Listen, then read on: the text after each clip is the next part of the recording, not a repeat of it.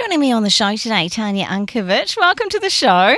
Hello, how are you this morning? Yeah, doing well. Now, we're going to be talking today about some of the big issues, some of the things that are most common when people come to see you about different issues that they're facing. And you've chosen 4 to talk about today. Yes, 4 big ones that come to me, the presenting issues that come to me most regularly. Yeah, so no doubt someone listening may be battling or finding some of these issues as well a bit of a challenge at the moment. So let's start with the first one, and it's around food. Can we talk about this? Yes, it's around overeating. It could be overeating or it could be excess alcohol as well. But food is one that is so common at the moment, and you might hear in the media so much going on about the increase in eating disorders and eating issues. And people come to me with this presenting issues of, I want to lose weight, I need to shed weight. But as we dig a little bit deeper, there is stuff underneath that people are eating about. And so I always encourage people to, hey, let's address those issues. Yep, sure, you want to shed some pounds, you want to get healthy again. However, during the process, I'm going to invite you to be open to find out what it is that you're eating about and what you're drinking too much about, or it could even be drugs, it could be any substance. So often it may not just be, oh, it's winter, it's comfort food, or, oh, you know, what's one little drink every night of the week. There's often something behind that sees us coping with life through food. Yeah, absolutely. And, you know, it's been a tough year and a half, hasn't it? There's so really much has. uncertainty. There is a lot of fear. There's people are getting frustrated. They're angry. They're feeling stuck. They're lonely. They're isolated. And food is a wonderful friend, isn't it just? Food meets that need for comfort. Food can be your companion. You can look forward to food, right? Yeah, very much so. You know, to the point where, you know, those first few bites when you're stressed, they're quite soothing. But then after a little while, it turns on you when you can't stop drinking. Yeah, so this is something that you're seeing more and more. And I know we're looking at 4 issues today, so we can't delve too deeply into each one. But what would your advice be to someone who goes, well, actually my eating's out of control or my drinking has become out of control? What would your advice be there? Look, make the decision to address it, and that you're not the only one, and that there is a way out, and it is sustainable as well. It's not just about losing weight, it's about changing your lifestyle, but also building that resilience inside, knowing you can cope with life without excess food and alcohol. I mean, this is really important stuff, and certainly something that as you say, it's been a tough year and a half. Good to know, actually. Hey, if this is an issue for you, you're certainly not the only one right now. It has been very, very tough.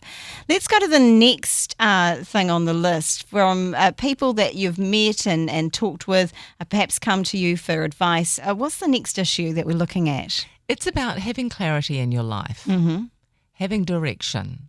So a lot of people have had a massive change in their lives, whether it be their jobs, their businesses, their relationships, especially during these times. And all of a sudden they're finding that they need to pivot in their business. They need to find a new job. They need to do something new. Or maybe you are doing it because you're at the stage of your life where you're going, I need to do something more fulfilling, but I don't know what it is.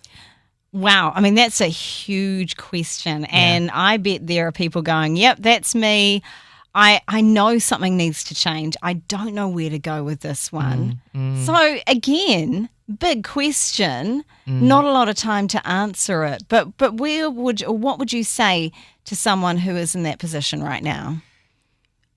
What is it that you really want? What is it that you love? What brings you joy? What are some of the things that you would like to do between now and the rest of your life? It's about finding your joy, finding your bliss, and following it. Having the courage to follow it, actually. I think it's the courage, right? And stepping out of something that has been comfortable and nice and perhaps you're really good at is hard because you don't want to fail, right? I know, but do you want to feel fulfillment in your life, or do you want to just keep doing the same old, same old?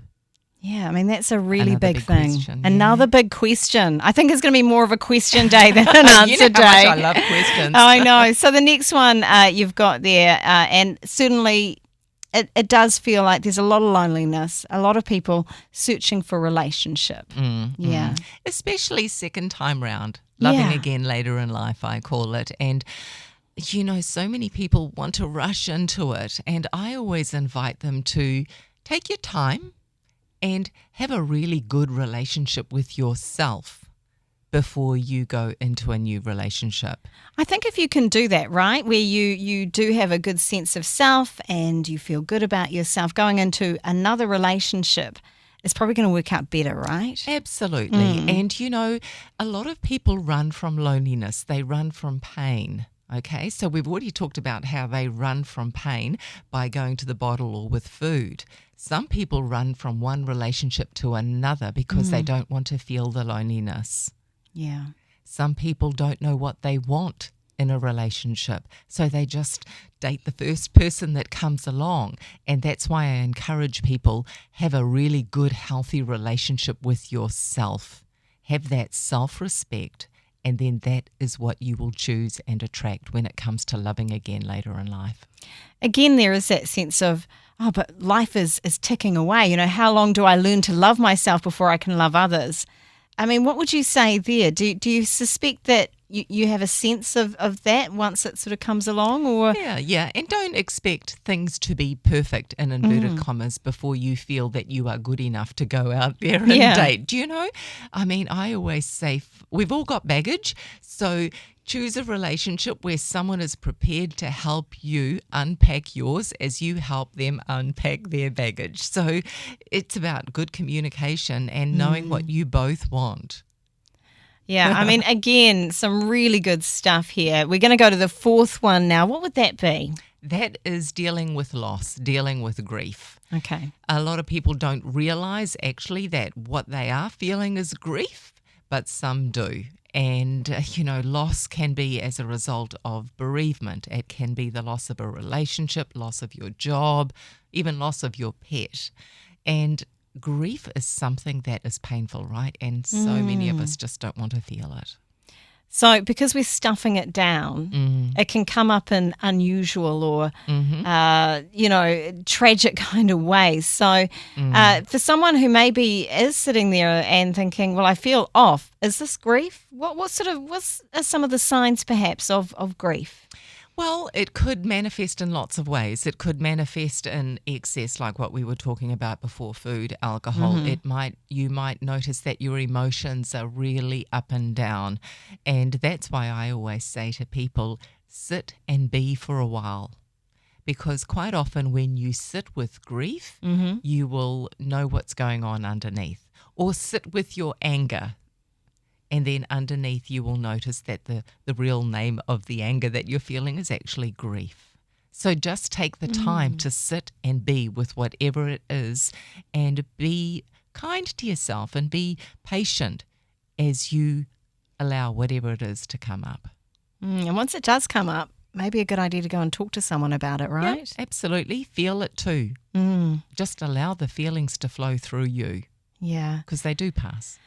Those are the four things that you're seeing people coming to you, presenting with. The four big things. Of course, people come to you for many different reasons. Yes. If people do want to perhaps read more or find out more about what you do, how do they do so, Tanya? Well, there's lots of resources on my YouTube channel or my website. So just Google my name, Tanya Unkovic, and there's plenty there to help you along the way. Hey, thanks for being a part of the show. You are so welcome.